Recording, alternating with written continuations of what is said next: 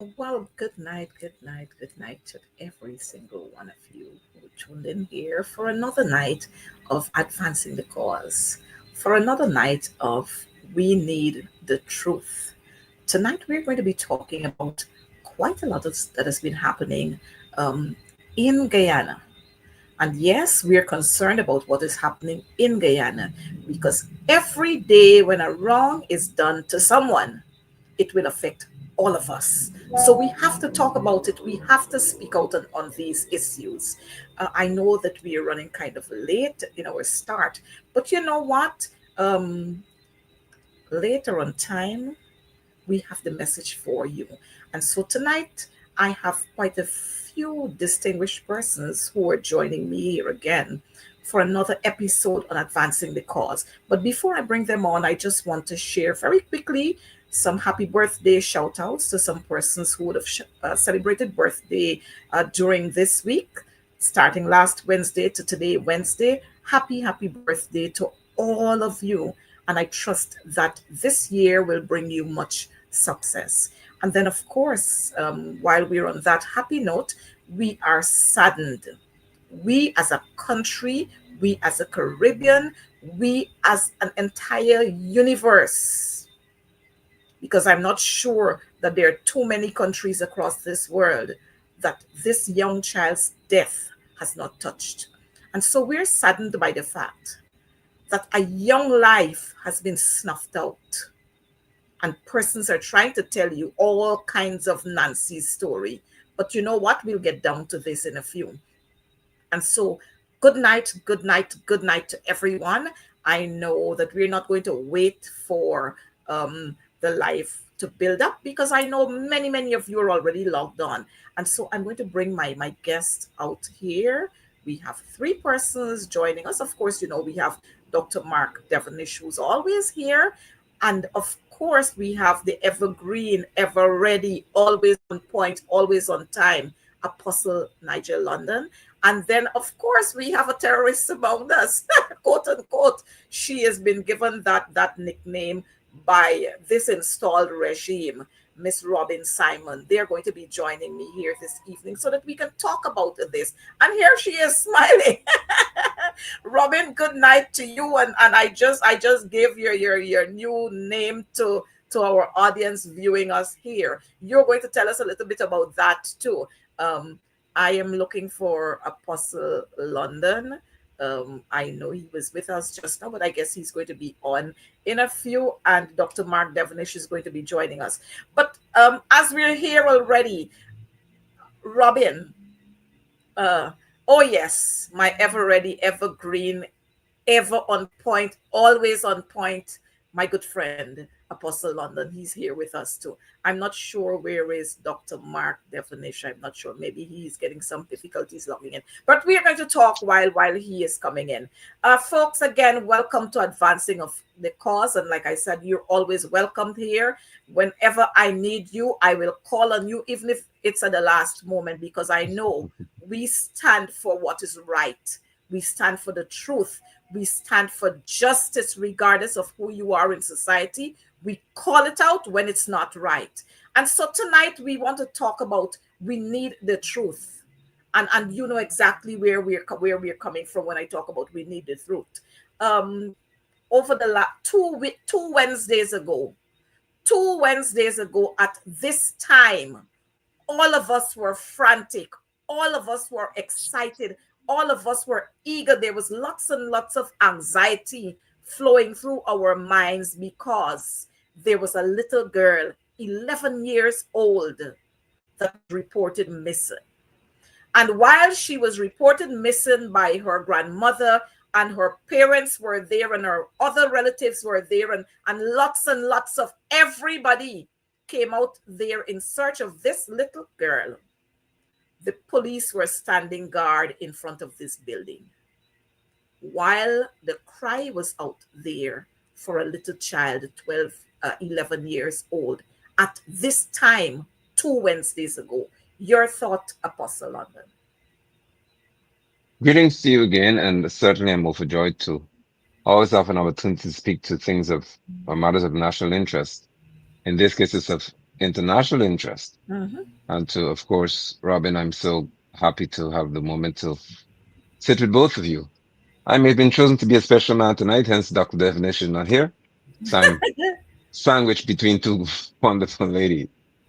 But in the light of what you just spoke to, in light of what you just spoken to, I'm yet to recover from the anguish, from the anger, the rage, and so many other emotions that are justifiable about what has transpired regarding Adriana Young.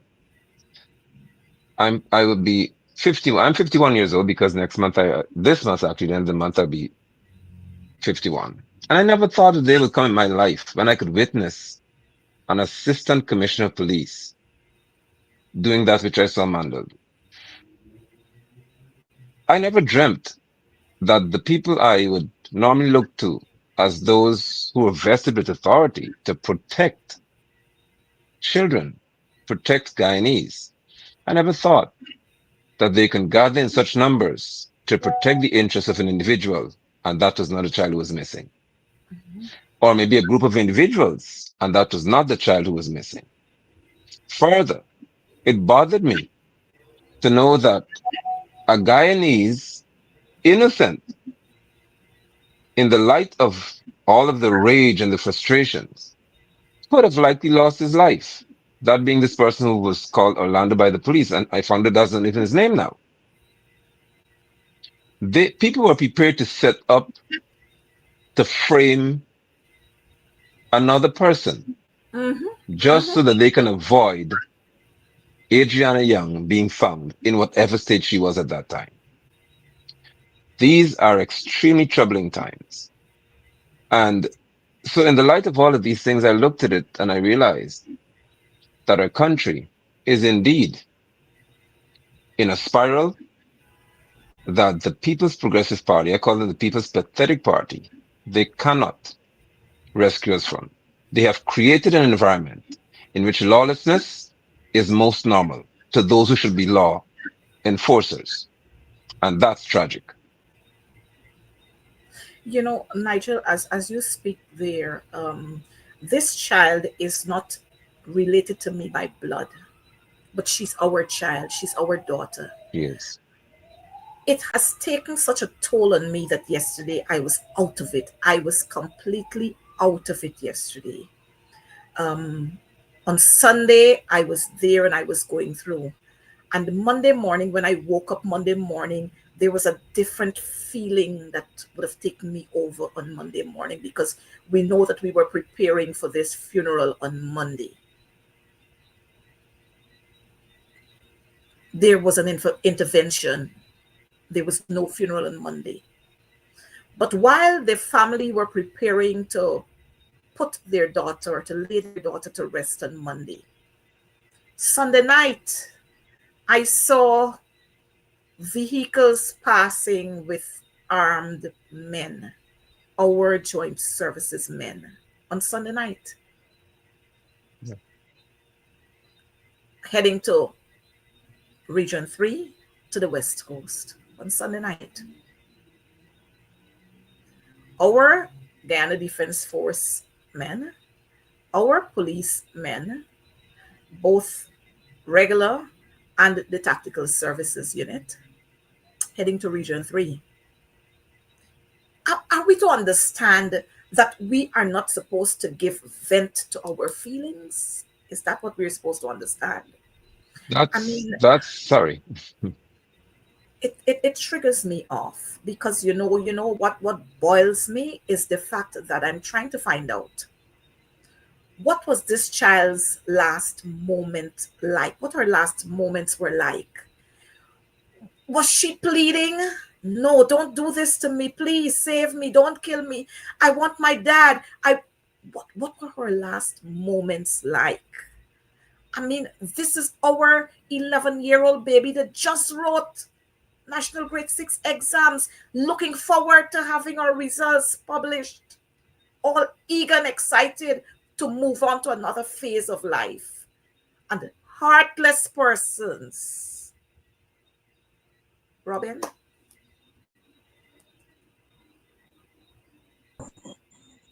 Good evening, everyone. My beautiful sister Apostle, you're in safe hands. You know, Adriana is the world's daughter. She is our daughter. And for me to describe how I feel, I cannot describe this feeling because I am also a mother. What would I have done if Adriana was my child? I cannot say. And then to know that we are sitting in this space, this time, this well modernized days where people are trying to frame people, where people are trying to justify and protect and cover up an injustice that is being done to our child, our daughter. It is beyond sickening. Then you have the armed forces. We have to still deal with the armed forces, those who are supposed to serve and protect us as a people,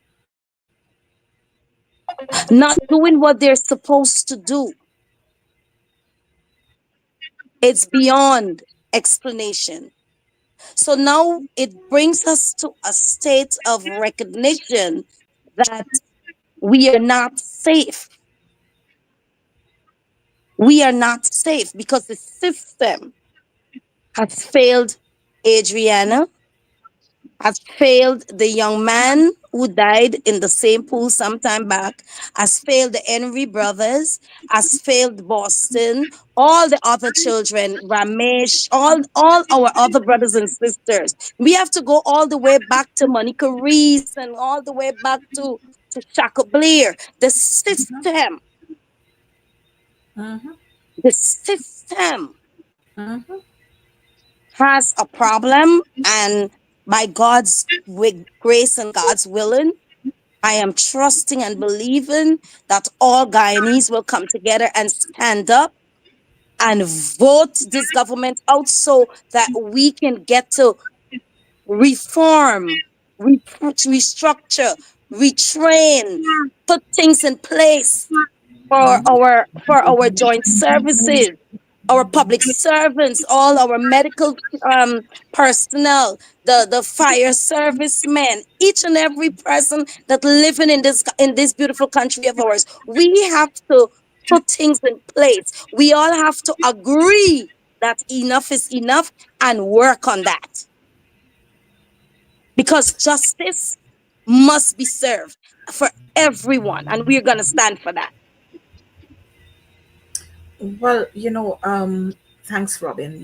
We have been talking about justice for those who were murdered, those who have been killed by these brutal, heartless people.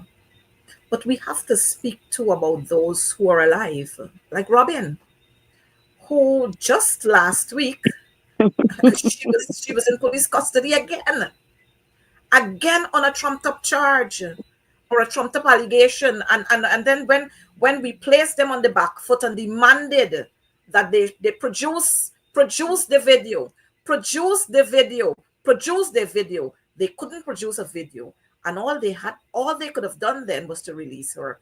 But having had her there for almost 7 hours in custody, in the lockups, not only in custody placed on a bench, but in the lockups, this is what we face in this country.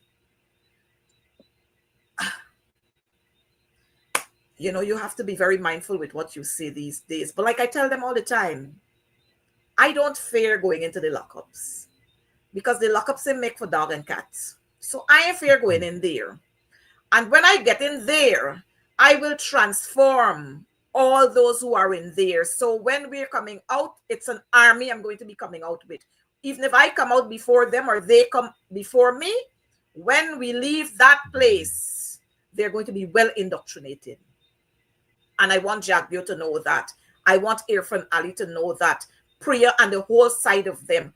when we look at what is happening, as a matter of fact, when Robin was in there was a 16-year-old girl in the lockups there at East Penitence. 16 years old. You know what? For the same trumped up foolish charge.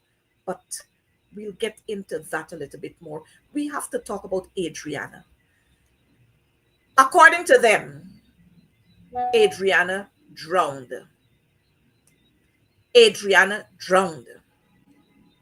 I'm not sure that a report was published, an autopsy report was published, but the goodly man Irfanali said she drowned. According to the autopsy, she drowned and it was not forceful drowning. I don't know if he got a report and they didn't release one for the general public. But it leaves one to wonder how these people just sleep at nights. These folks got children. I mean, we had to wait for Modi to come here to know that Bharat Jagdeo got two daughters, eh? Y'all remember that? Mm-hmm. Certainly. How would Bharat Jagdeo have felt if one of his daughters was in this place that Adrian is in right now? Priya got two children as well. Sonia Parag got children. Susan Rodriguez got children. Anil got a son. But it is just saying to us how these people view the ordinary Guyanese people, how they view us. We've seen the pictures of Adriana, her father taking her out of the pool. The picture of her floating in a pool. But just yesterday we saw the maintenance man. And Apostle London, you're going to weigh in on this because I saw you there with a bunch of keys. Let's talk about that. Yesterday, I think the most unusual thing happened. Where I received a telephone call that a man, I didn't know who he was, had drowned in the same pool where I went to demonstrate, much to my annoyance, because when I have to try to reduce myself to reasoning in a manner that is just unthinkable, it upsets me. And so I got a call because this same man, Henry Gardner, was the person who, when I got to the pool was not yet open. And he said, I remember you talking about this girl. I said, I want to go into the pool. Mind you, a Connie Blair, a known PPP member and one who has shows and all that speaking for the PPP, he was there. So he came to essentially somehow find out whether you could see somebody in 8 feet of water. And I couldn't believe that somebody would do that either. So this gentleman said to me, yes, go inside. We have to, and he fisted me, as you said, Dab, and say, we need justice. So we need to show everybody, go inside and show everybody, what happens in the pool. Because he said he could see anybody in this pool. This said man, I got a call. I mean, I should have, that was the person who gave me access to a pool to show the world that a key could be seen in water in this pool, much more human being. And when I got there, his family, and I'm thankful that they did, his family told the police officer that they wanted me to be the person to get in there and have footage live streamed for everybody to see what's happening. Would you believe that the likes of Michael Rodriguez and others, Guyanese critic as he's called, after seeing a human being, not a pig, not a dog, a human being drown in this pool, would turn to say that this would have been a live experiment they were doing? I say that for the world to hear how callous the PPP has become. Mm-hmm. Others were saying that Mr. Gardner drowned himself to show you could see somebody in the pool. That is the People's Progressive Party that you're speaking to. And that's how callous they are. So back to this image, if we could see him in 8 feet of water, there's no murkiness that could be in the pool that causes you not to see a human being. But it shows the extent to which these people are willing to go. And I'm not cautious about what I say. So please, those who are viewing at Evelary and you monitor these programs, I monitor what I do. Those at Camp Angana, wherever you are, what I say does not fall on Robin, or Madam Coretta. I talk and you could come for me whenever you want because of where I live. A child was murdered. Her name is Adriana Young. And every effort is being made for us to think that we don't have sense. For me to believe that I could see this man who's very thin boned in the pool. You know what's worse? That people were standing at the road 70 or 80 feet away from where this man was, and they could see him in the pool. How could we not see this girl when Critic was walking around the pool? When the dive instructor went into the pool to look for her, when our family members went to find her, they couldn't. But we could stand on the road 70, 80, 100 feet away from him and see him clearly underwater. And these people want us to believe that this was not what we saw. I am certainly grateful to the family members who requested that I would go in there to show exactly what happened. And there's video footage to show that Mr. Gardner got tired, he was swimming, and he failed to touch the rail, and he began to tire. Thus, he lost his life. Footage shows that. I did not show it because I don't believe that the world will benefit from seeing a man who drowns or drowning process. What I can say is that when he was drowning, he was flailing in the water, as people normally do, trying to get himself afloat. When he was at the bottom of the water, you could still see him trying to get himself afloat. When he was retrieved from the water, there was froth, what Ghanaians call froth, bubbles, after spending 10 hours on the water, because we have the video footage. I checked the timestamps, and after spending 10 hours underwater, when he was brought up, there was still froth in his nostril, not a thick clump of white thing that people could call froth. There was no discoloration of his arm, of his forearm. There was nothing. No discoloration. His face was not discolored.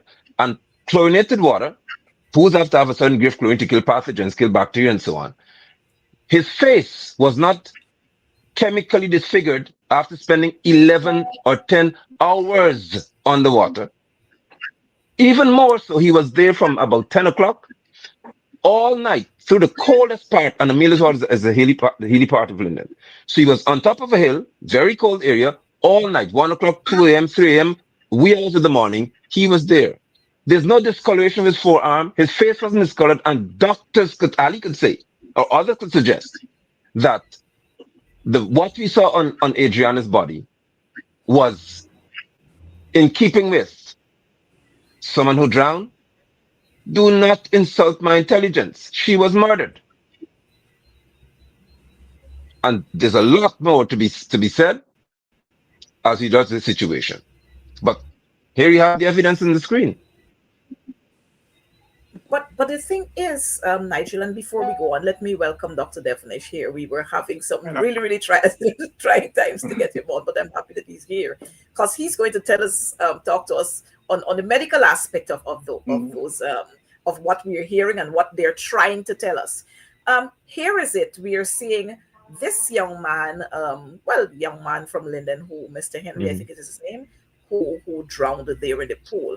But when you're looking at his position, you're seeing his hands, and like I'm hearing you saying, Nigel, he was still trying to grapple there. But when we saw the picture that we saw of Adriana was a picture that was showing she was in a crouching position. And You're trying to find out why. I don't understand. We don't understand that. And she was floating. Now, and permit me to say, sorry, please. Go ahead. Permit me to say this. When Mr. Gardner went on the water, it was just about 10 p.m., 2200 hours. When he was retrieved from the water, it was about 10 a.m. He did not float. It took 3 young men. We had to have ropes taken on the water to tie him, to pull him up. That's how difficult it was to get this man to get out of the water. Adriana spent far less time in water.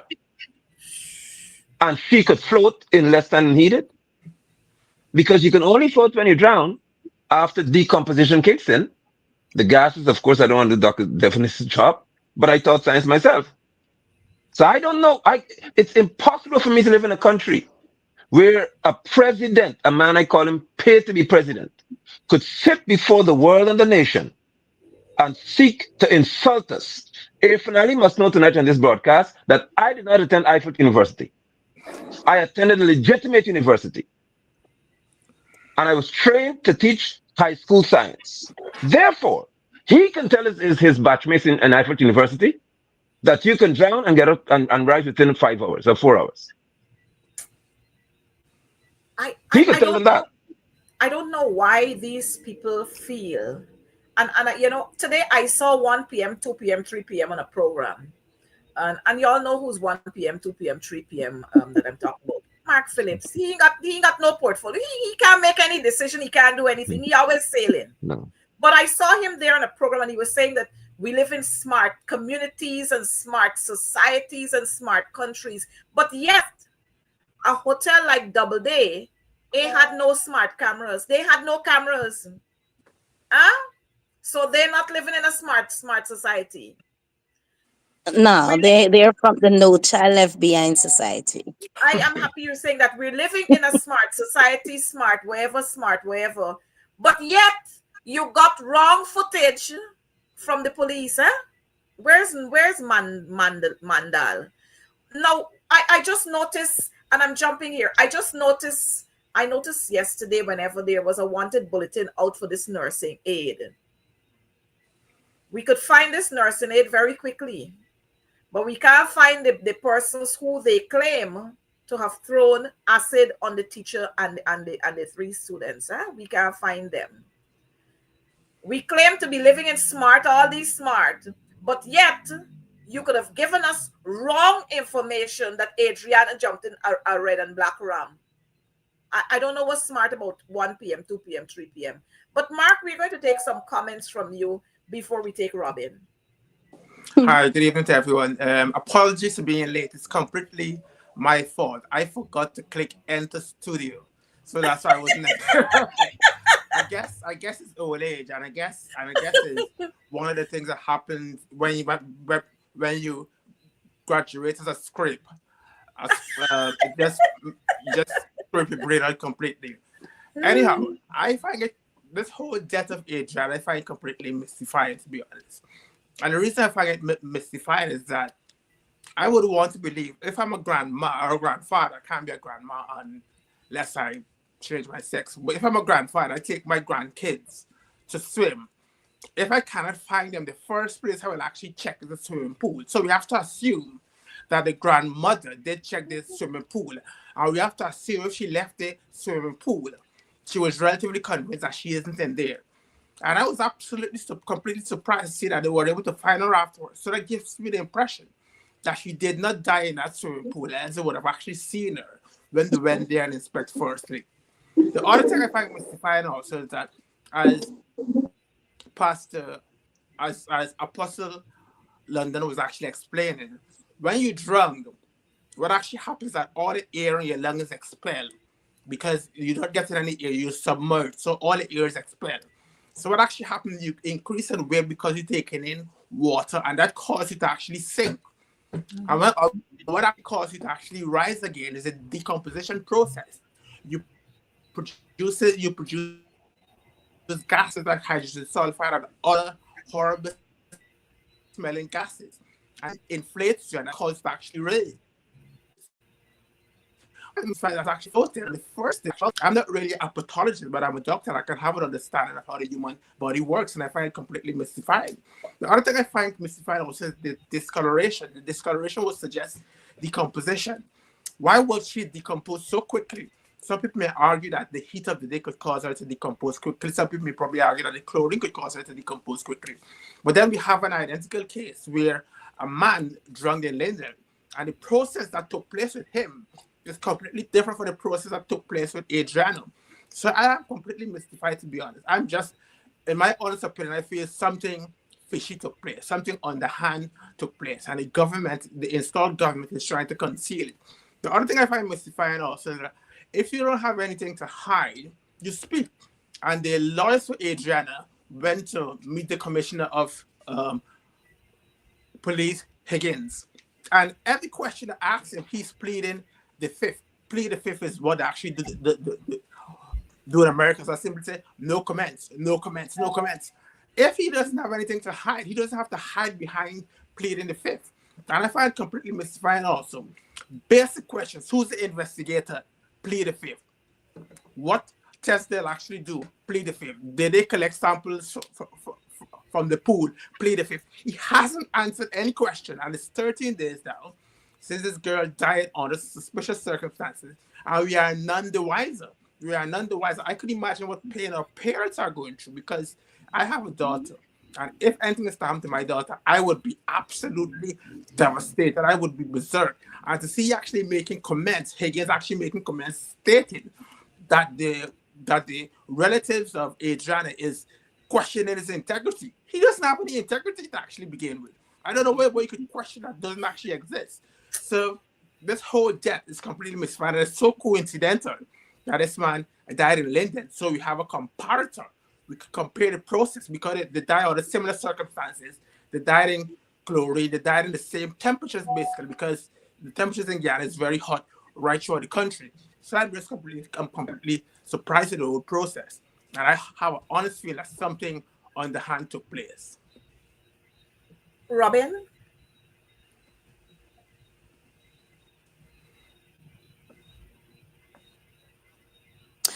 You know, just now Dr. Devonish made said something. You know, um the lawyers of Adriana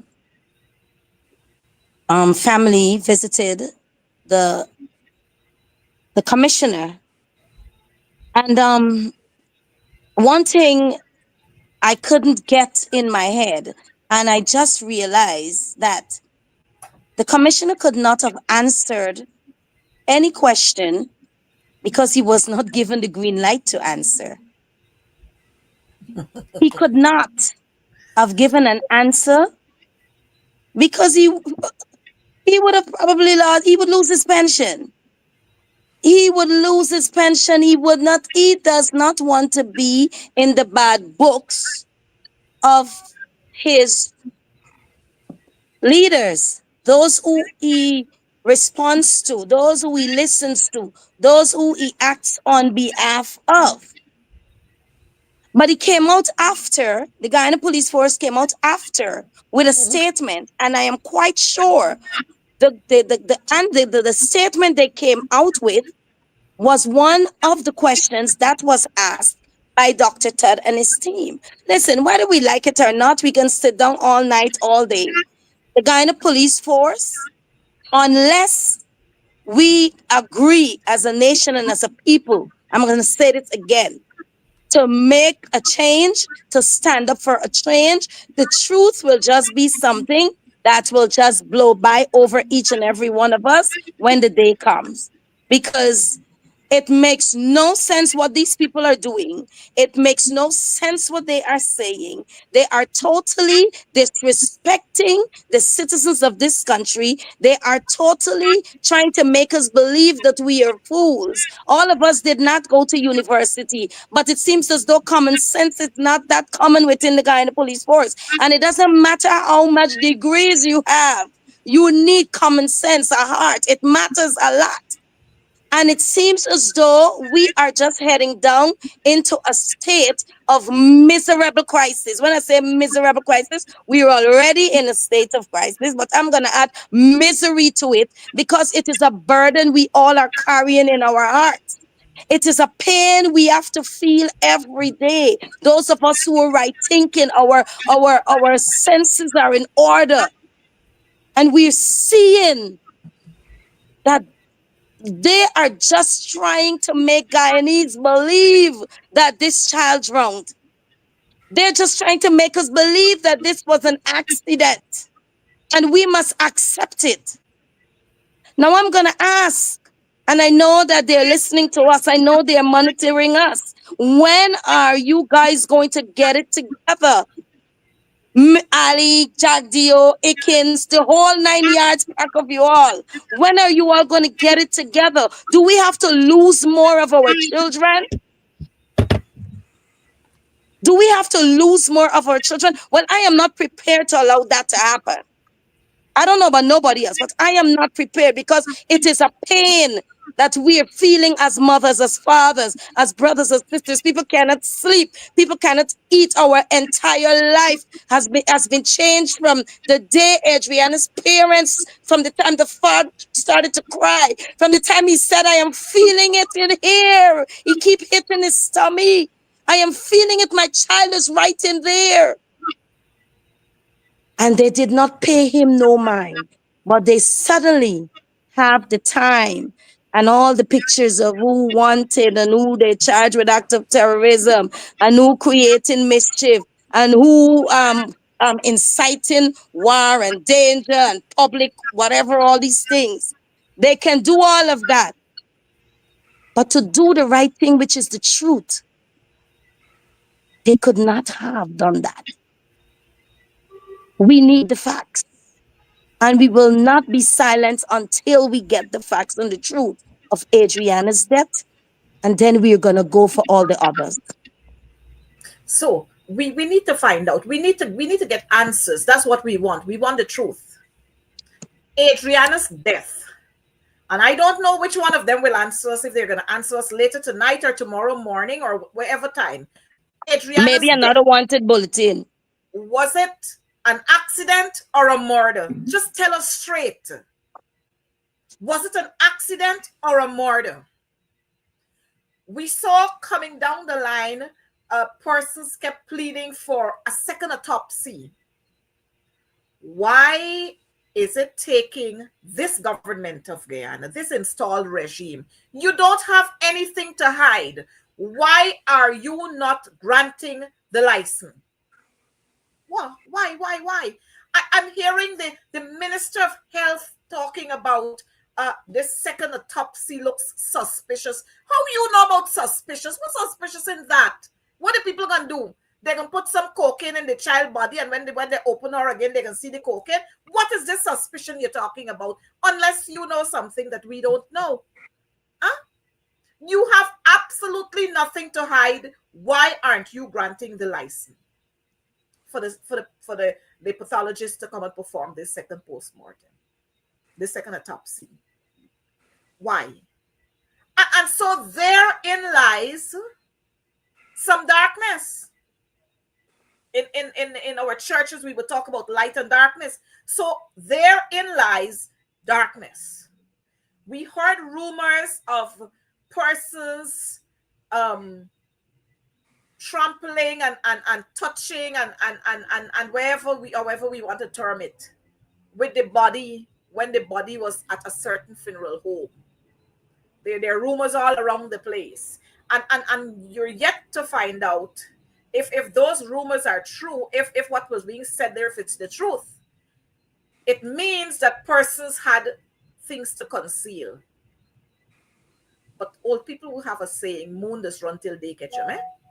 And I know that the moon ain't got far more to run, because daylight, the sun is already at 10 o'clock, so plenty daylight catching this installed regime. So they ain't got far more to run. The other thing that I want to highlight before we get into further discussion is we just had a budget passed, $1.3 trillion.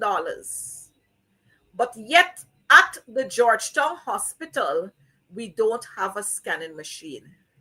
You notice? We got to go to Balwant Singh Hospital. When it's not Balwant Singh Hospital, we got to go to St. Joseph Mercy Hospital. What happened to all? Where is the smartness in Dr. Frank Anthony? The same smartness that the 1 p.m., 2 p.m. spoke about today. Where is it in Dr. Frank Anthony? We had a budget passed last year. Billions of dollars went to the Ministry of Health, and one scanning machine we can't have operating at the Georgetown Hospital. We can't do an MRI at the Georgetown Hospital. Why? We've heard of sheriff and all the bloat about sheriff and security and medical and this and that and the other. Why aren't we equipping our hospitals? Or are we to confirm and to conclude that it's all about a business on the side of taxpayers' dollars that these camps are running? Anyone is free to join in there. You see, the monies, they're not focusing on developing, modernizing the Georgetown Hospital because they are busy building new hospitals across the country. And I'm going to say it, you can come for me. We all have to remember that infrastructure and buildings and all these things that are being done is a recipe for thieving the money.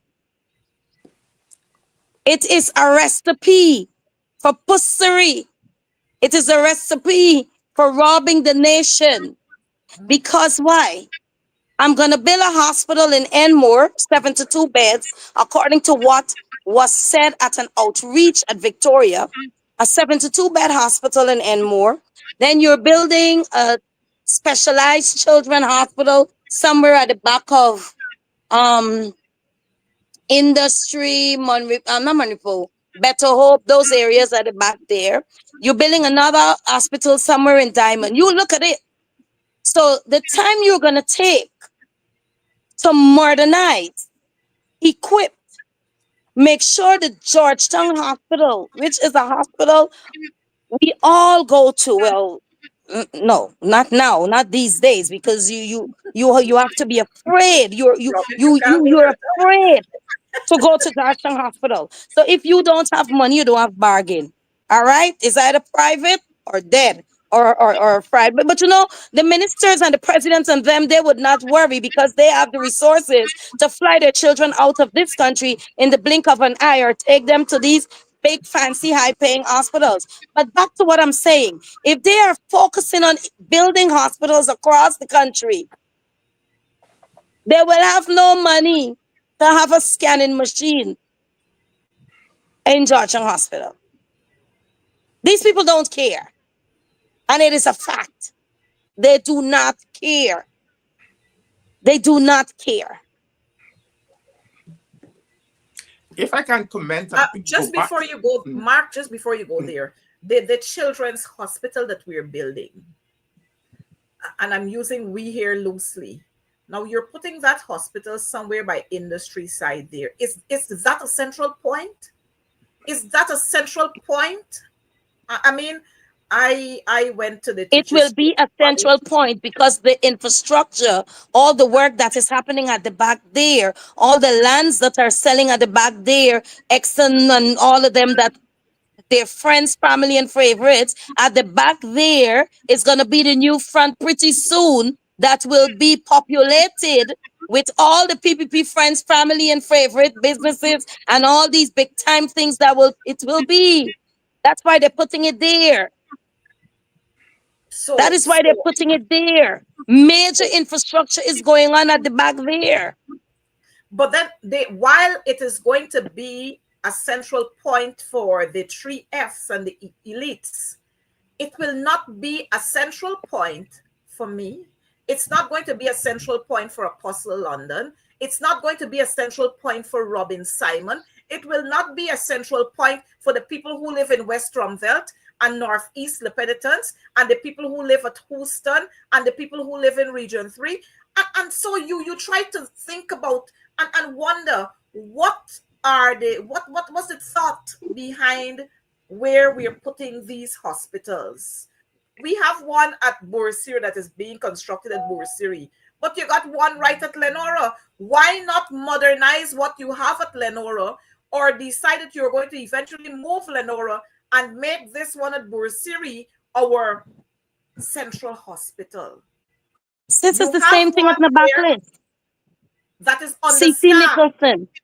You don't even got stuff to put the kinds of machines to put there, but you're going to be, I mean, crazy people. But Dr. Devnish.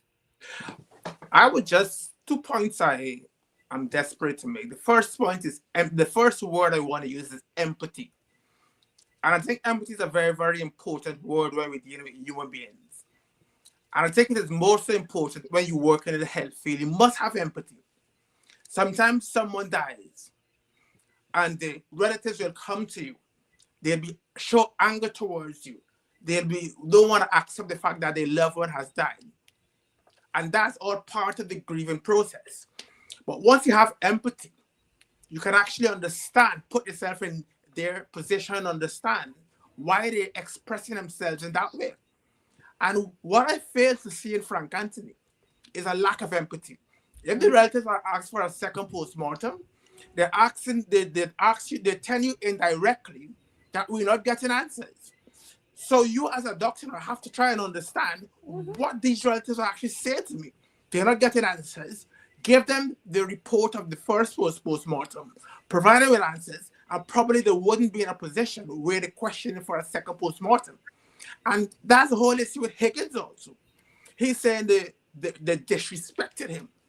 Failing and lacking in empathy. And once you have empathy, you'll understand. That's a normal reaction.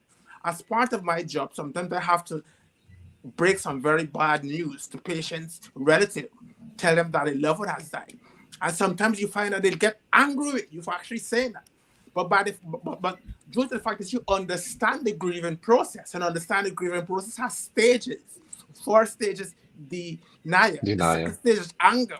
Once you understand that, you can actually understand how to deal with them and get to recognize that they're not getting at you. They're just grieving.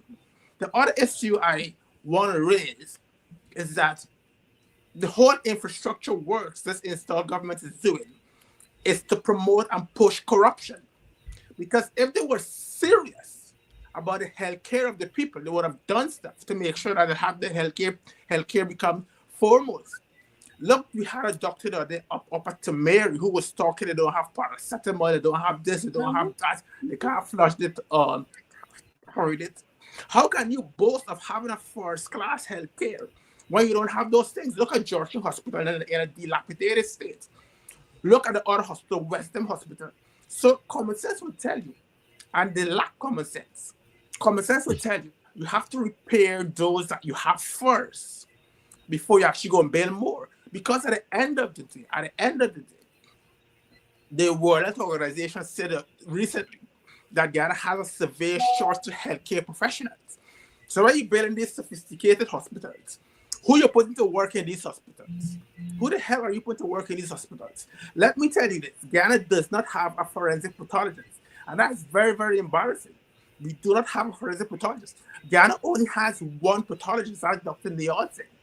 Only one recognized certified pathologist Ghana has. How can you have a population of over 800,000 and you only have one pathologist? If he dropped down and dead now, well, I don't know what's going to actually happen. Who's going to be doing it post-mortem? So it is just one of those sad and unfortunate things that we have a government that lacks insight, that lacks understanding, that lacks empathy, and we see it all the time. So our finale will come and say, I love you and I love you this. I want the relative of Adriana know that I love them. You do not love them. Because if you love them, you'll actually have empathy.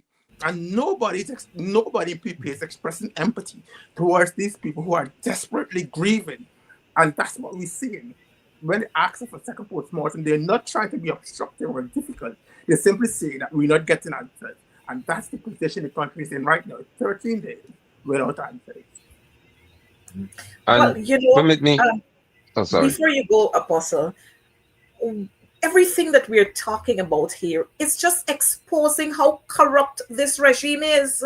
And all they're interested in is how much more rich they could get. That's all they're interested in.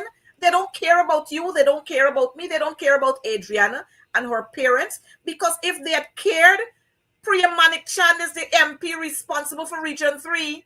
I am sure she heard the cries. When did you see her there? Huh? When did you see her go over there?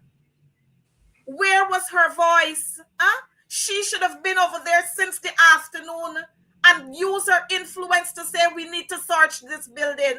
We need to search here. Vindi is the minister with responsibility for human services.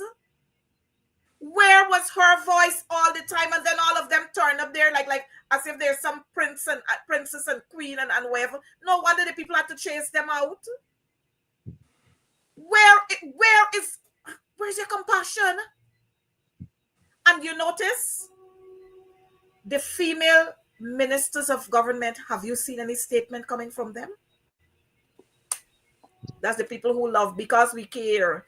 And before I allow Apostle Nigel, you notice the distraction. You notice prayer with the distraction. Oh, we're going to be distributing cash grant. Distraction. Yeah, and I would not allow us to miss a very critical point, which is that before they even opened Adriana's body to begin any form, before they even touched that girl to begin the autopsy, the one who said he was speaking on behalf of the family said that he spoke to the other doctors, pathologists, to say that we already know she drowned. That is the telltale sign as to why you should have 10 more autopsies performed, because there's Of no course. way that anybody could tell me that you can just look at a human being and say, yeah, that person drowned. The science of pathology does not include assumptions. It is founded on examination. Thereafter, you make conclusions. It's never about assumptions. Hardly likely. But for him to say that before they even did anything, he said, we all agree. He didn't say I. We agree that she drowned. So before Dr. Collins did anything to this girl, he agreed, according to what Caleb said, that she drowned. The one for Barbados, he agreed that she drowned.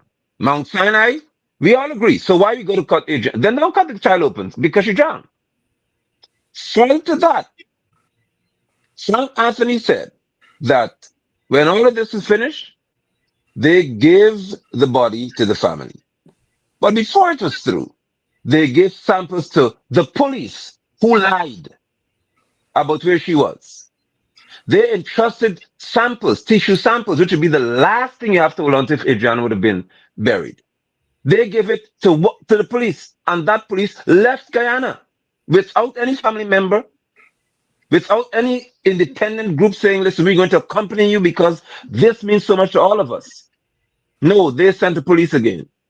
And we must trust that police that he delivered samples that would have been, of course, preserved properly. Further, Frank Anthony said they gave the body to the family.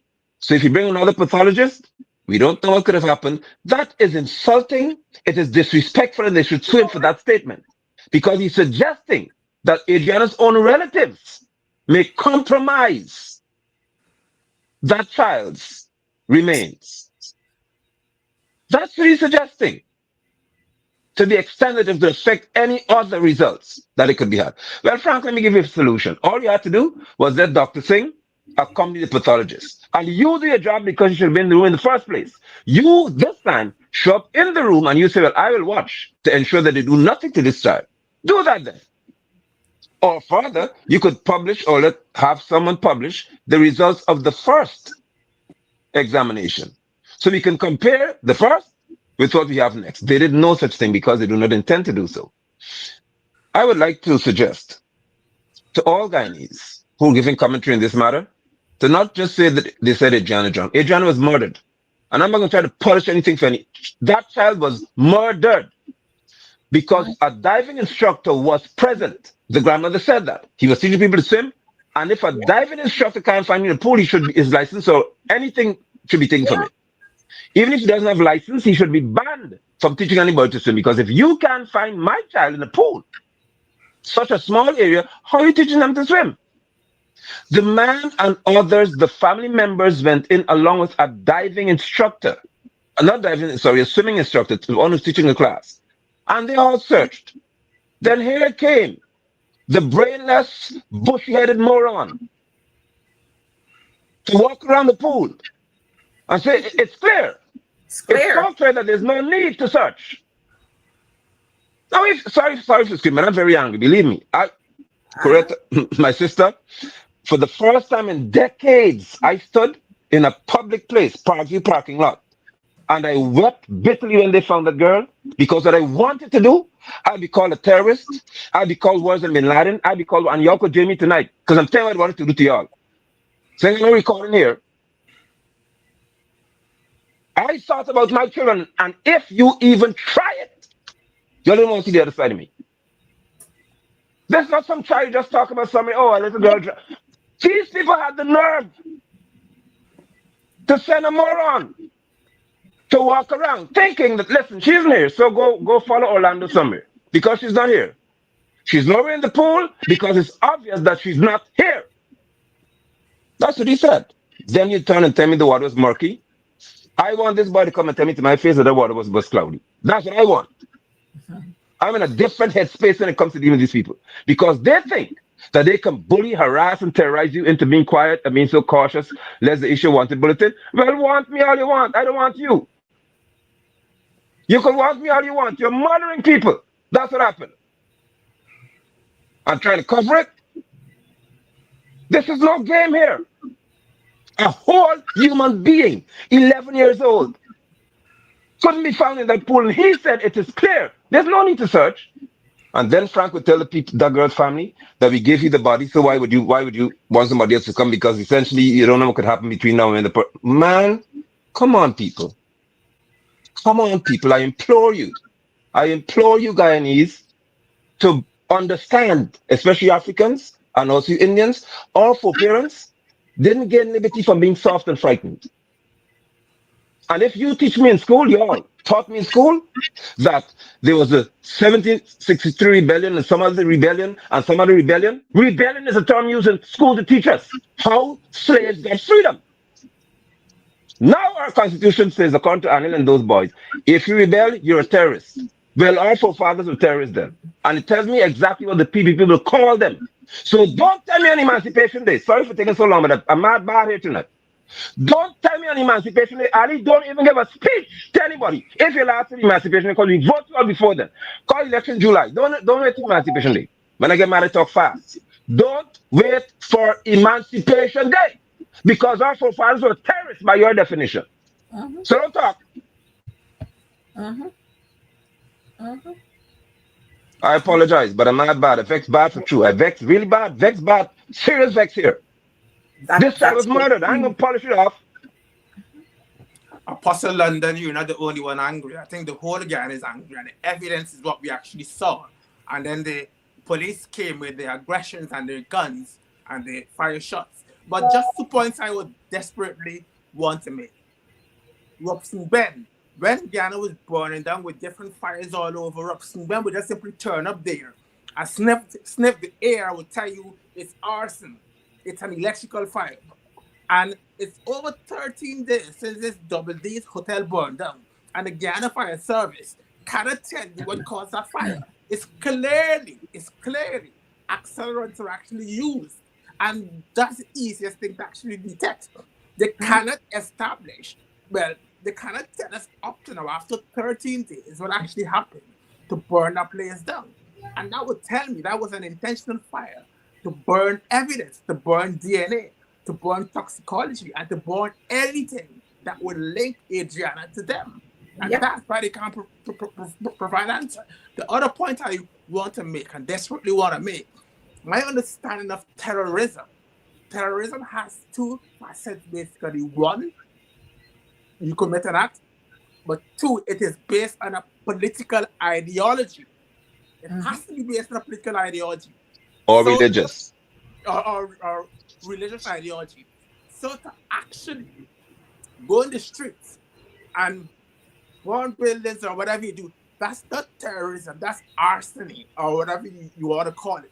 So to characterize these people as terrorists is to have them languishing in jail for years. And that was the whole idea. And why they're actually doing that? Because they realize elections are coming up and they're going to rig the elections. And so they want to drive fear in the masses in terms of going out there and protest. That's why they're misusing and abusing the terrorism laws. And that's very, very unfortunate. But I think the death of Adriana has awakened many people. And many people have opened. When Henry boys died, I think we were a bit angry and then we calmed down. When Boston died, we were a bit angry and then we calmed down. When Bacchus died, we got anger, and then we calm down. What people is actually seeing is a culmination of that anger from all those unexplained deaths. And that's what they're actually seeing. And if they were a party, a political party of sense, they would have realized that when people are angry, you have to try and understand why they're angry and how you can actually quell that anger.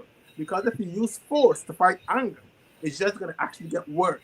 And that's what we actually see happening in Guyana presently. You know, everybody else around the Caribbean, they're angry. I saw Spice speaking out there. I saw he was here. Vice Cartel? Not Leave Vice, him. not a word He from talk here. not a word from him. Can't remember the guy's name. Mavado spoke. I saw Mufado. We heard from quite a number of persons. Mm-hmm. But then I saw Danny Glover Mm-hmm. making a statement. Yeah. Statement here by Danny Glover.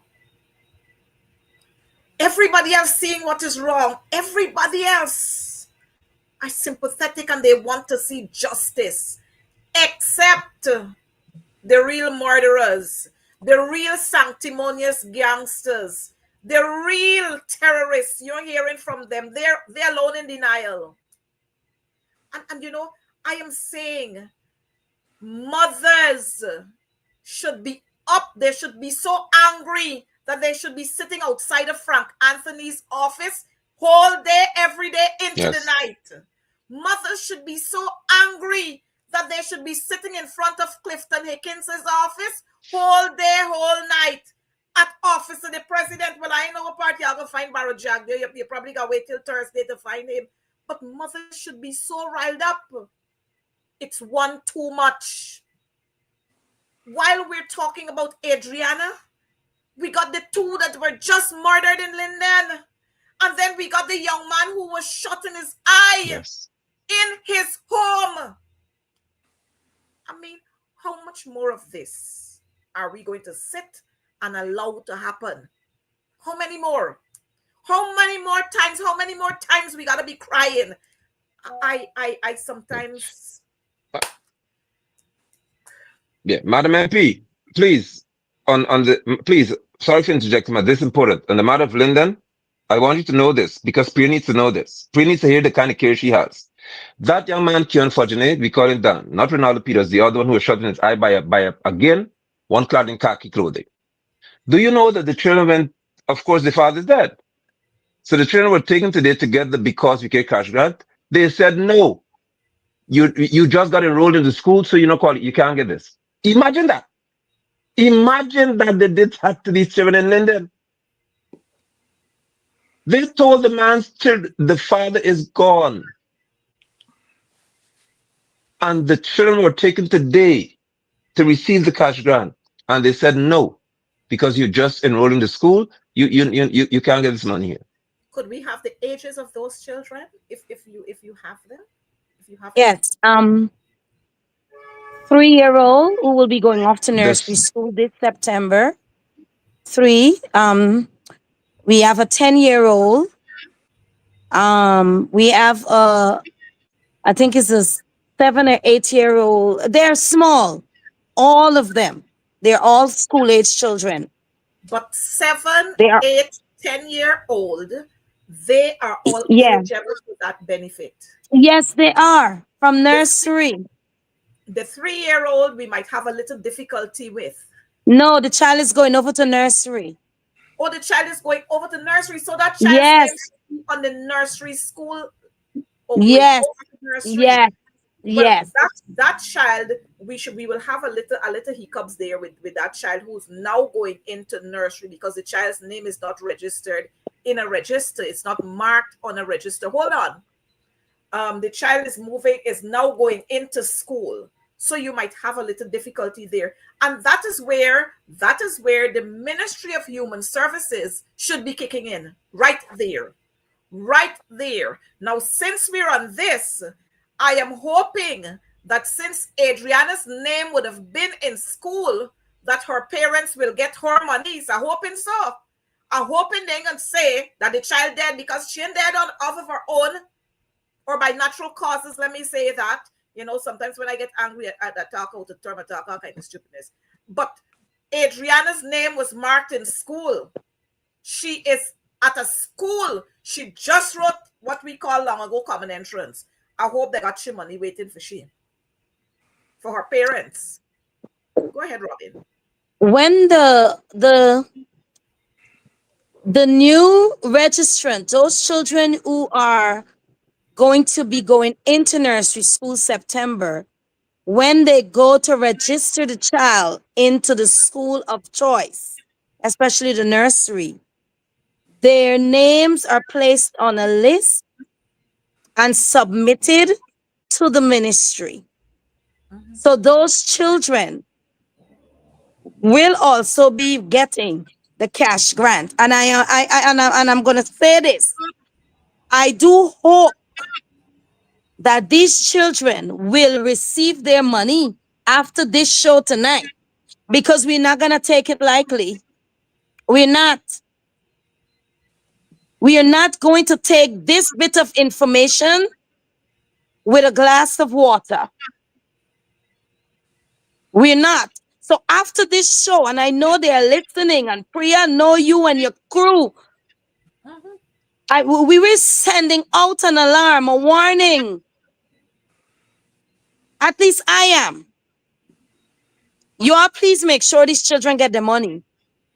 Because the grandmother and mothers are left with these children after the father's life was taken away from some one of them up in the Guyana police force.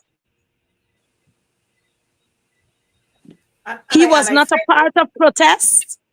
And I figure, Robin, and I figure that they will, up to now, with all the smart societies that we got, they can't figure out who was the policeman that shot Dan. They know.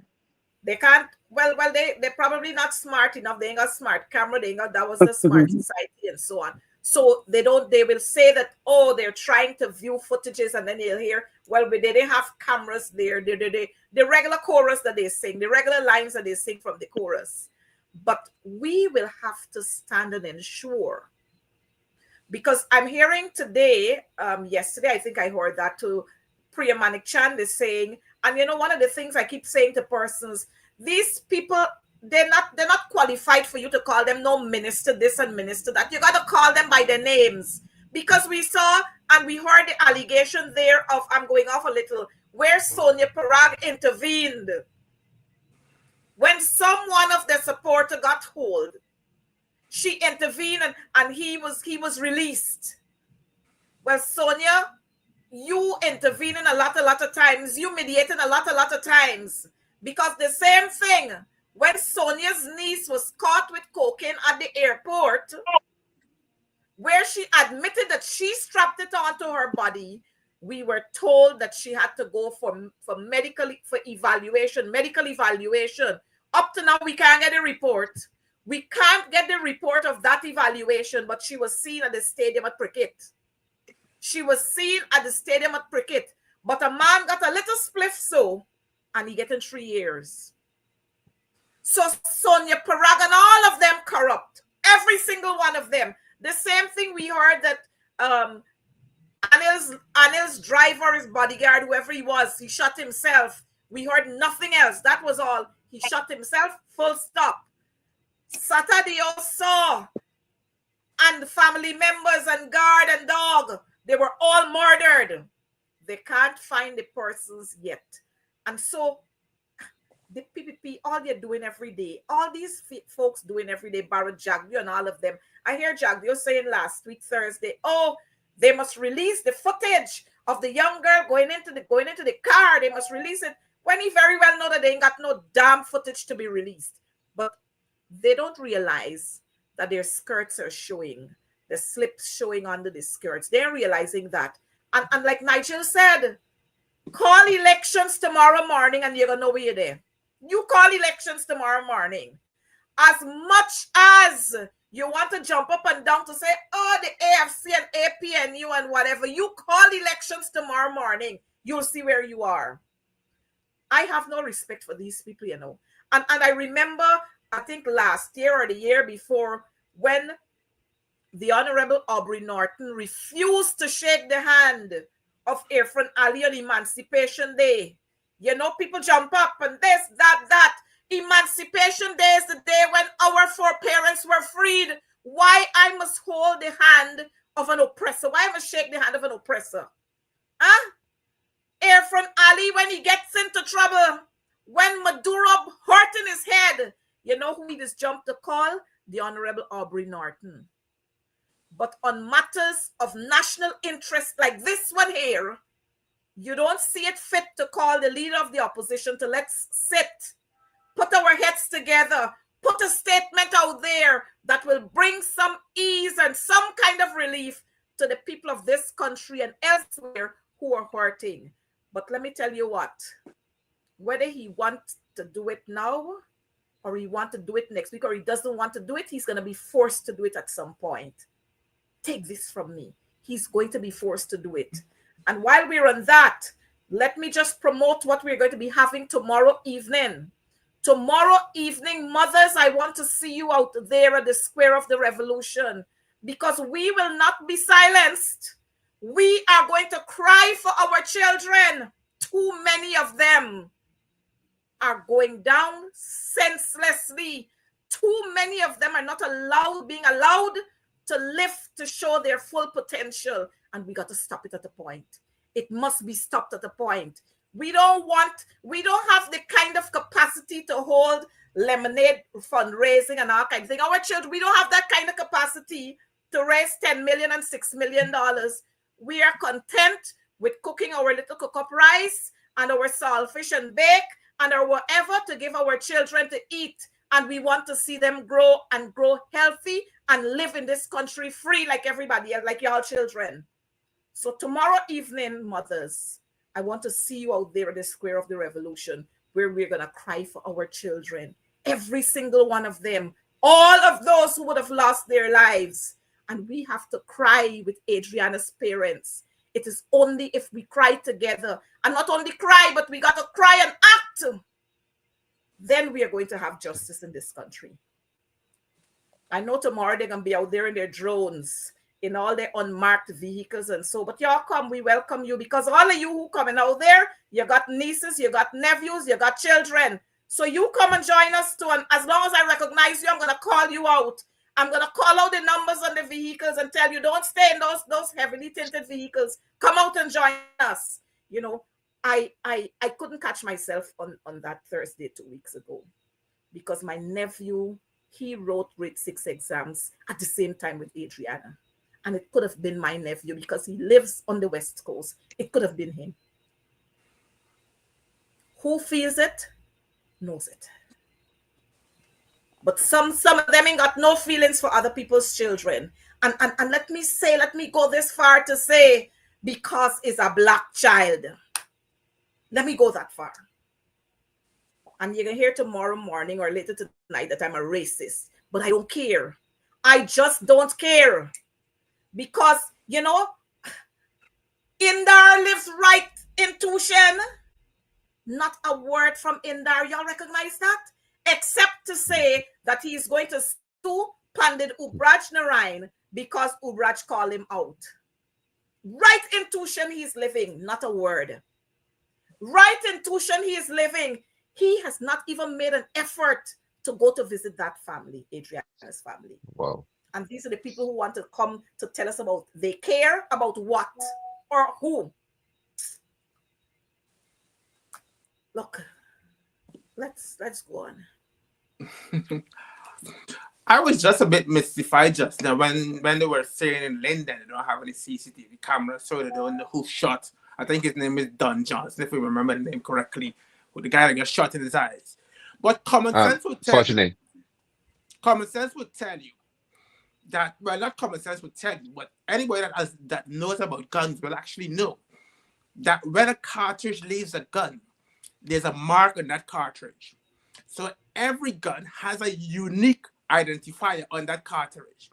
All you need to do is tell all the police that were there, bring your guns, take a car, take a bullet and put it in the gun, shoot it in a drum of water, retrieve the cartridge, look it under the microscope, and compare it with the cartridge that was found in this guy's head.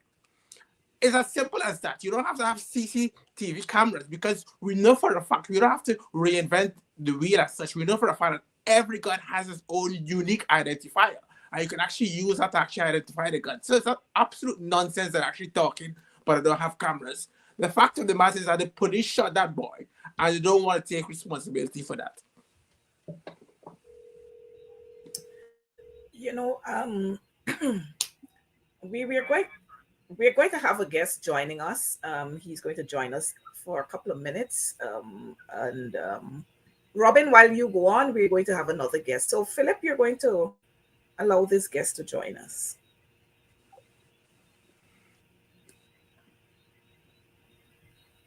You know, my brothers and sister, um,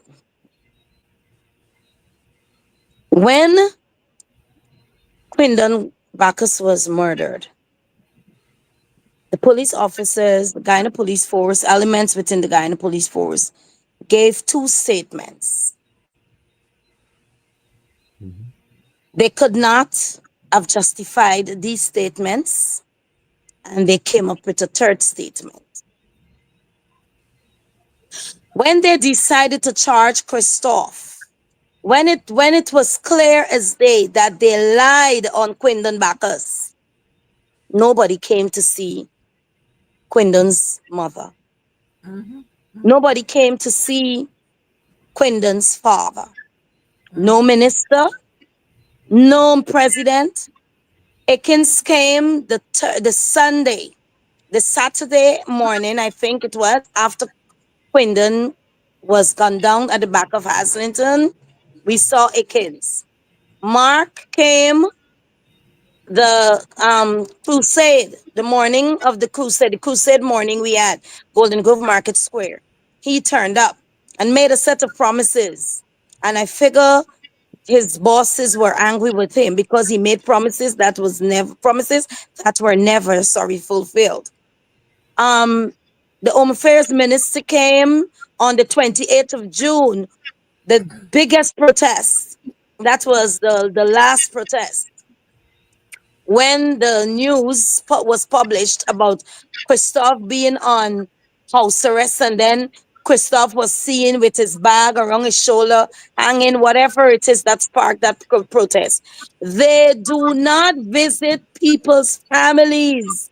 These ministers, they do not come out. The president only visited Yes, please. Adriana's Young family because he was trying to make everything be peaceful and calm. He does not want us to burn the road. He does not want them to protest. He's going to sort it out. I strongly believe he was trying to make sure, or trying to see if he can push some money up into this family's face and dangle some money so this whole thing could have been washed away, because Mm-hmm. Doubleday International Hotel is the cesspool, is the sin ground, is the stamping ground for all of them in the police force and high ministers within the government. Mm-hmm. They know the owners. So there is no way they will come out and visit. They would not feel for nobody's child or children. And that is the next thing too. Their children are protected. Yep. They are surrounded. They have security. They go to the best schools. They go to the best stores. They're on the best trips. Mm-hmm. They have the best teachers. Mm-hmm. So these are not ordinary children. These things cannot happen to them. It is the poor people who will face the challenges of today. It is our poor brothers and sisters who will face it. It is our poor brothers and sisters who will have to come together and cry day in and day out and hope and pray that if a fundraise, a GoFundMe is posted, we're going to raise some money to assist with expense, or we're going to come together and ask for donation to bury our children. That is why I am pleading with Guyana, do not be afraid. This is time for us to collectively come together as a nation to fight this evil we are facing. There's no time better than now. We can talk all day what we want. If we do not agree to denounce what is happening, they will never get where we're coming from as a nation. And let me let you all make it known clear. I am proud, according to Apostle London, all of our ancestors are terrorists. So I am proud to have that DNA in me. Because I'm the only female terrorist right now, ranking and raging in Guyana. Only female terrorist. All right, Only. we have joining us Jason Benjamin. Jason served this country with distinction in the Guyana Defense Force, and I'm sure he's appalled by what he is seeing, not only coming from the Guyana Defense Force, but what is coming from, well, the Guyana political force. I can't say police force because police force is supposed to protect and serve, and what he is seeing from those who profess to be the man who professed to be the president, and the one who's 1 p.m., 2 p.m., 3 p.m., that one who professed to be the health minister, and so many others. Jason? Thank you. Good night. Good night to everyone. Good night, brothers. Good night, sisters, and to the audiences out there. First, let me be straight to the point. One of the things that we must recognize is that all of our danger is in discard, and all of our strength is in union. We must stay united. But most important, when you recognize what is unfolding before you, we see every loose end. What is unfolding in Guyana? There is no means to an end. And so if we stick together and put our energies in one direction, we can definitely make that indentation. I say all of this to simply say one thing. PPP understands only one message: pressure. How do you pressure them? God has given us sound mind. We have to use it and use it wisely. But how is that? It's we have to come together and continue to fight the injustices to get justice. There is no more dependency on the system. The system has failed everyone in Guyana. We see the police force with a rotten fish head commissioner of police. And in itself, he is an nincompoop and cannot be able to deliver. Our beloved daughter of that soil, Adriana Young, God forbid she will get justice. PPP, she will get justice. You cannot suppress the truth. Importantly, allow the system to work? No, we will make the system work when we stay together and pressure them. How are we going to pressure them? You young men out there, don't be fooled and rile on your emotions. Emotional sentiments don't get you anywhere. You have to think it through and choose your words. Think before you speak. It is not what you see that makes you uncomfortable. It is how you interpret the situation you're looking at. And not to, in closing, I just would like to say, give support to those who are taking the lead and nurture or fashion your energy in a way that when you get the message, you can decipher what is relevant and continue to stand your ground. Look, the police can say whatever they wish. Let them bring their charges to me. You can bring all you want. It will fall on deaf ears for the simple fact you have to choose what you're saying and say it with that confirmation, that confidence to make the mark. We have also a president, the weakest president ever in Guyana, that he has two sons, hopefully biological, but nonetheless, two sons. And guess what? To date, his wife, the first lady, Mhm.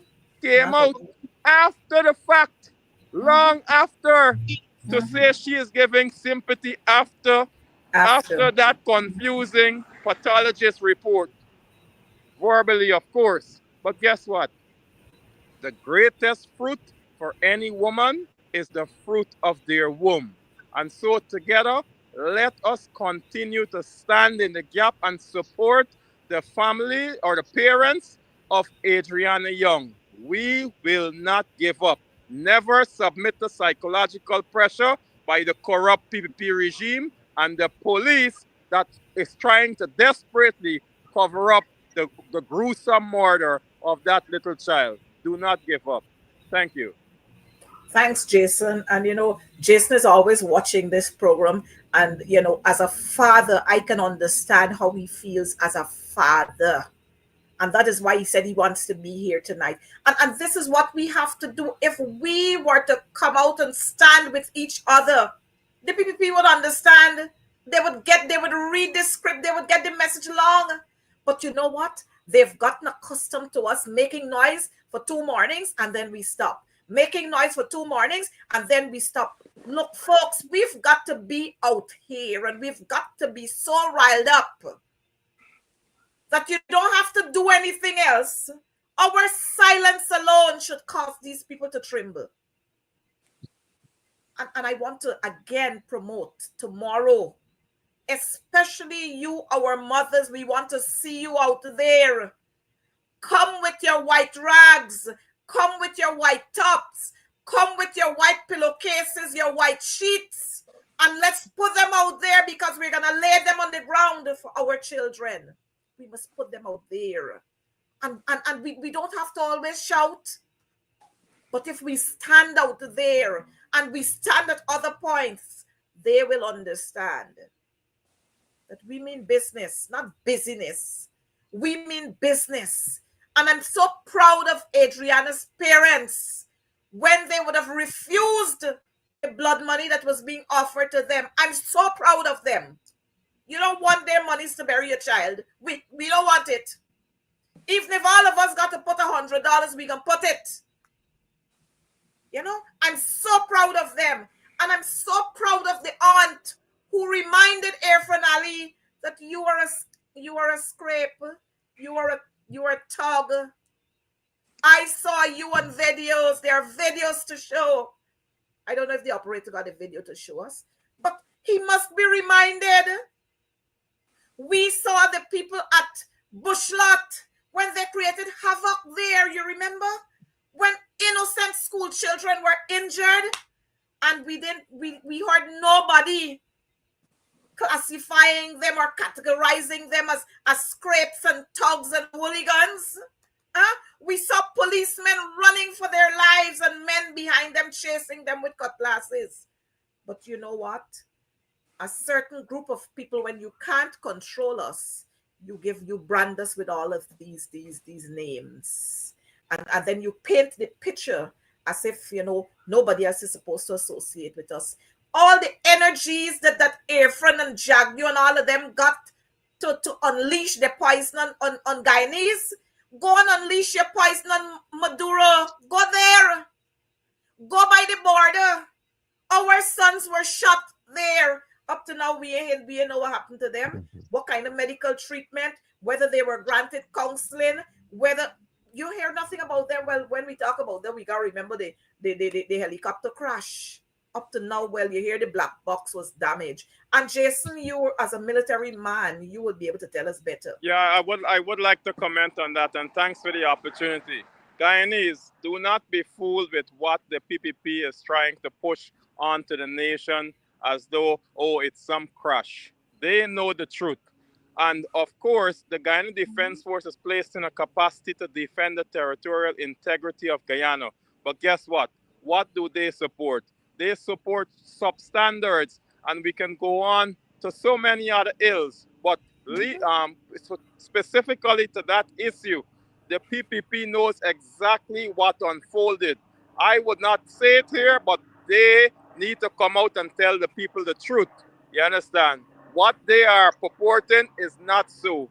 And this whole notion with the black box and much more behind the story and the rush to name heroes highway, As you can see, what is Concussion. happening currently, the accident spiraling out of control. You know what is behind all of that initiative, Guyanese.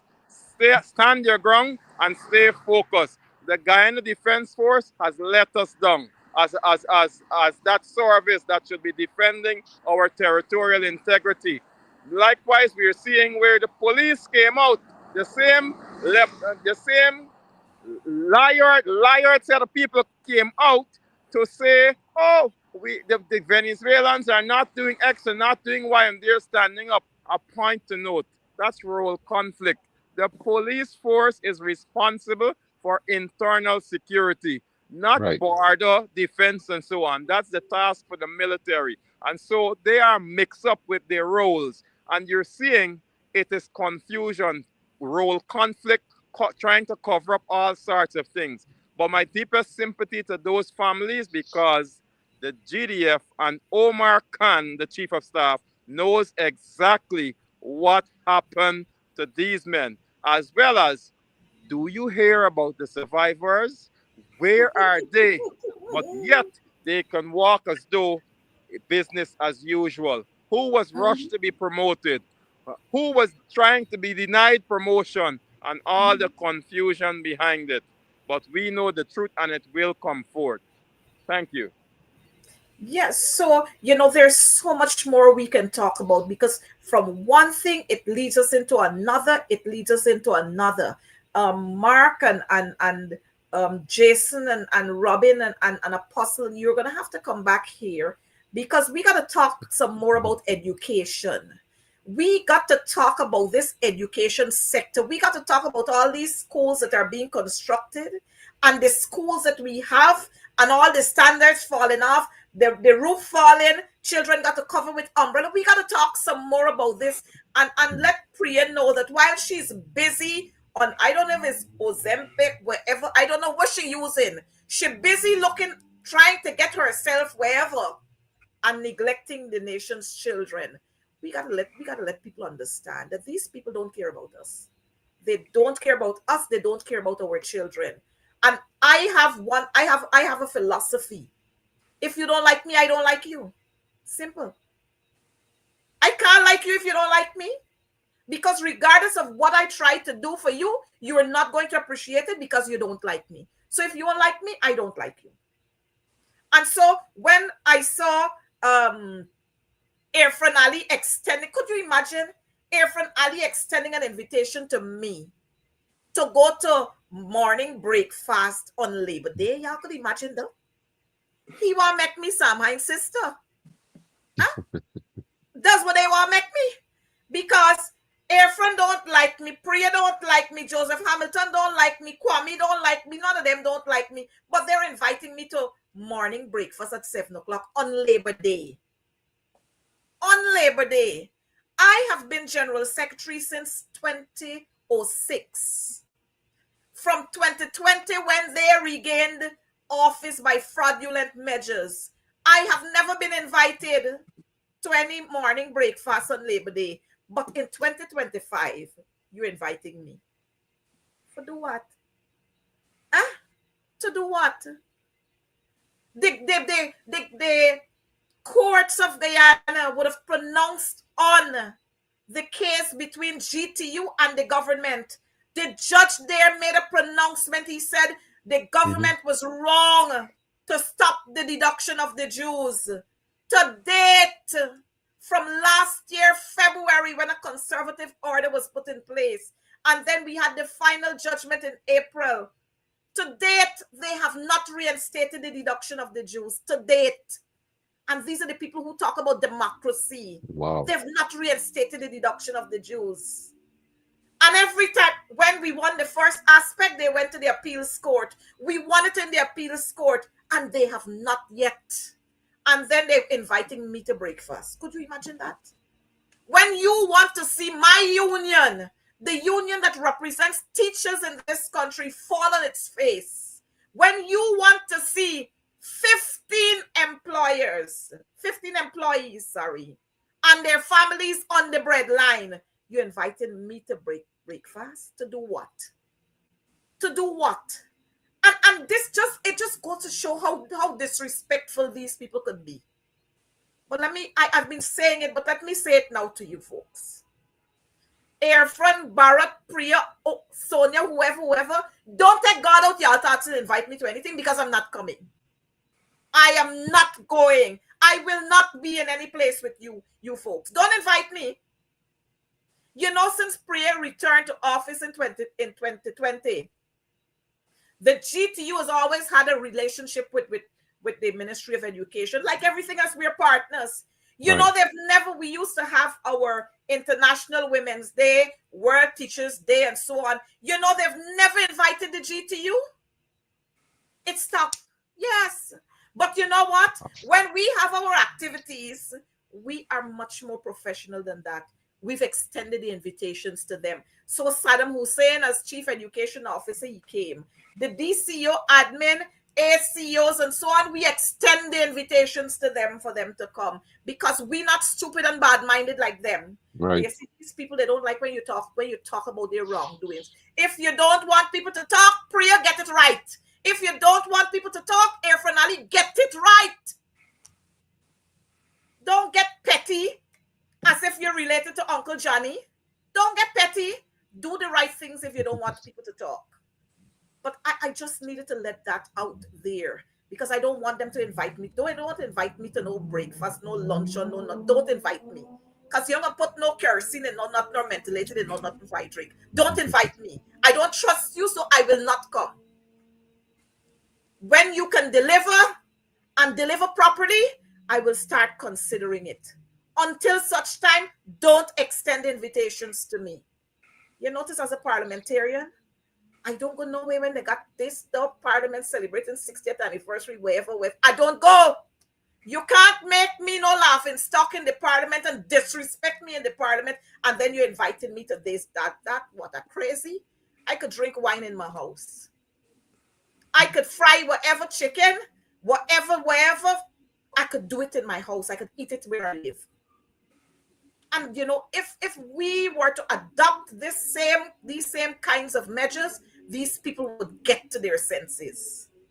They would get. I don't want to hear about diplomacy. You're treating me like a. Jesus, sometimes the things I want to say. But I know many children, you know, there are lots and lots of children who watch this program. I was amazed the other day. I went to the quarantine, and a 7-year-old child was saying, I just see you on TV on advancing the cause. So I have to be very mindful sometimes of what I say, not because of the PPP, but because of the children who watch this program. And they are so enlightened when they hear me talk and they hear us talk about certain things. But these people just get me on the other side sometimes. Don't treat me anyhow, and then you feel that you could invite me. I ain't a hungry belly. Let me put it like that. I ain't a hungry belly because you know when by the time they invite you somewhere, then they're ready to have critics and so on talk about them hungry belly, and they're gonna poison them out. Y'all ain't gonna poison me. Sorry, not me. So I know we've gone over our time quite a lot, but you I know think I just when want to say one thing in closing, if I may. For me, Guyanese, I want you to recognize that it is not just, we're not on this program for the simple fact of blowing hot air. It is simply we feel the pain, we know what is going on, we understand what is going on out there. And while some of us may not have the courage to come forward and represent, we are all here with single hearts representing many voices. And Mhm. listen, as much as we see what is unfolding, listen to these leaders. They are not stupid, they're educated, and they can speak from a base of factually informing you. And what is most important on the receiving end to you out there is to listen attentively. Have a mind of your own. You have sound mind. Do not give up. Do not be fearful. If you need clarity, reach out to the right sources for clarity. Read yourself in at times, but most important, stick together. We must move forward in unity. And again, I repeat, we must continue to fight injustices to get justice. That's the only message going forward. But again, use our minds. Sound mind. Thank you, everyone. Respect. God bless you, and keep up the good fight. God Thank bless. you so much. Thank you so much, Jason. Apostle, you're not going to say anything else? Well, thank you. Certainly, I'm honored again to have been here. What I It's would say is always I would like to see the charge from the charges, the cost, the invoice from Balwant Singh Hospital for the scandal and Adriana. Let's see if it's going to cost 3, 4, 5 million or whatever. We need to see because our money may have been spent. Or it yeah. would be good if you can say it was done free of cost because the owners love this child so much and love justice so much that they just decided to do the scans at no cost. Further, let's see ExxonMobil issuing, uh, let's see the news that Exxon would have, because of love and care, they don't want to repeat this, they will have scanners and CT scans and all these different devices, pieces of equipment donated to the Georgian Public Hospital Corporation, not at our expense, by the way. So it won't loop around to a cost before profit sharing. Finally, I would love to know when Irfan Ali would remove Clifton Hicken. I know the answer would be never, because given the responses we had today, I believe that Ali needs Hicken to be where he is. It works perfectly in the light of the circumstances. Again, thank you so much. Thank you, Apostle. It's always a privilege to have you here. Dr. Devonish? Well, I was just amazed recently, past 2 days, when I heard ambassadors come out and saying, "We want peace, don't protest, protest peacefully." And I automatically remember this song that I used to listen to when I was a kid by Peter Tosh. And Peter Tosh said, "Everybody's crying for peace, but nobody's crying for justice." Where were the hell were these idiots, ambassadors, when these people were crying out for justice? Where were they? And then I remember a song also by Bob Marley. It was a speech that was given by Haile Selassie, war, until the color of a man's skin is of no more significance than the color of his Yep. eyes, there'll be war. So you cannot tell a people who are being suppressed to be quiet. You cannot tell a people who's being victimized to be quiet. You cannot tell a people who's being discriminated to be quiet. You have to not speak to the people. You have to speak to the oppressors and tell them what they're doing. They have to stop it. And that is what the ambassador should actually be doing. The day that Adriana died, if they had come out and say that we want justice, then we would have actually listened to them when they speak for peace. But they only come out and speaking for peace, but they don't want to provide justice. But we want justice, and that's what the people have to understand. The masses in Ghana have to understand that without justice, there'll be absolutely no peace. Well, Dr. Devonish, I want to thank you so much for being here with us. It's always a privilege. But you know, as you speak, there's so many things that are bubbling in our minds. So many things bubbling in our minds. So many things. On the day of the post-mortem, it was the police who aggravated the situation. The police were the ones who aggravated the situation. The people were there giving their support. It was when they sent those squad there, or that squad, when they sent them there, they were the ones who aggravated the people who started creating all kinds of issues. You can't stand here, you can't do this, you can't do that, you can't do the other. And so they do this, or they do these things because they know what they have coming down. And so they do these things, but they don't go out there to say they're the ones who aggravate, who would create the confusion. The young man that was shot in his home, he wasn't outside, he was in his home. And the policeman walked up to the gun, and this is what the young man said. He turned to close his door, and a policeman stood there and aimed straight at him. And you're telling people this is a young man with a wife. Chances are, God forbid, that he may lose that eye. And you're telling him that he shouldn't be angry? That's what you want to say? You're telling his wife that she shouldn't be angry? You're saying to his child or his children that they should not be angry when they see policemen and policewomen? That's what you're saying? When you would have injured my father? If God wanted him to have one eye, he would have given him one eye. But he gave us two eyes so we can balance our movement when we move around. Now, that injury is going to cause him to lose some of his balance, to lose some of his focus. He wouldn't be able to do things like he would normally do. Huh? And that man is going to live with a fear in him every time he sees police come around. He's going to be fearful. And you're telling me that I shouldn't be angry. Now you're hearing nothing about that young man's issue. Maybe if we ask now, you'll hear an investigation is ongoing. But I want us to listen to this. Operator, are you there? Adriana, now you ever growing on to the grace I placed yourself when lives were torn apart. You called out to our country and you whispered to those in pain. Now you belong to heaven and the stars spell out your name. And it seems to me you lived your life like a candle in the wind, never fading with the sunset when the rain set in. And your footsteps will always fire along Guyana's greatest hills.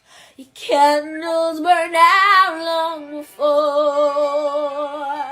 you let it ever win. And so this was a 12-year-old, singing for Adriana. I recognize Robin is here with us again. I know the pain this song would bring. But you know what? We've got to stand. We've got to gain strength from this. And we have to stand. Adriana's name must always be remembered.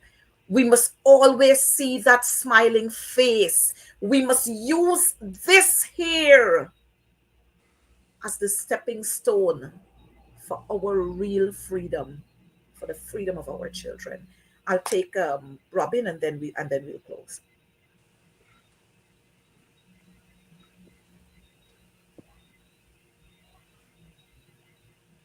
I am not sure what's happening. I know that Robin is very, very emotional and I could understand what's happening here. But viewers, I want to thank you for being here with us. My distinguished gentlemen, it's always a privilege to have you here. And we have got to be able to rock this boat as mothers, as fathers, as brothers, as sisters, and I'm not going to say as influencers, but we are persons who mold this nation, and we will have to mold this nation the way it ought to be molded. It seems as if we got to remold Priya and the whole pack of them. Let's do that. So they'll understand that this is a country, not one Guyana, but this is a country with a motto that says one people, one nation, one destiny, and we will live like that. That's the way we will live. But I want to close by saying we had Modi here, Prime Minister Modi, and we big him up the other day. But then we saw voting recently. Huh? We're going to talk about that another time.